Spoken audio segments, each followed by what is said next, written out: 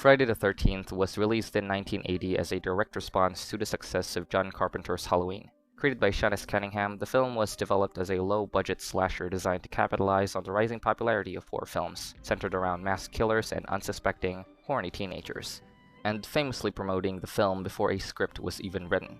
Friday the 13th was more about box office appeal and less about artistic vision. However, it became a surprise hit and started one of the most iconic horror franchises in cinema history.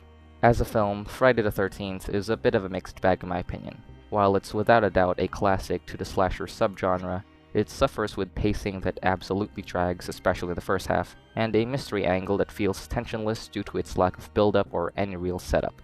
The characters were mostly forgettable, especially when compared to later entries in the series, where we get better final girls and boys, and a better villain than Mrs. Voorhees. That said, this film shines in its atmosphere. Camp Crystal Lake is a perfect setting, it's calm, filled with beautiful scenery and atmosphere, and overall it's one of the best looking settings for any horror film.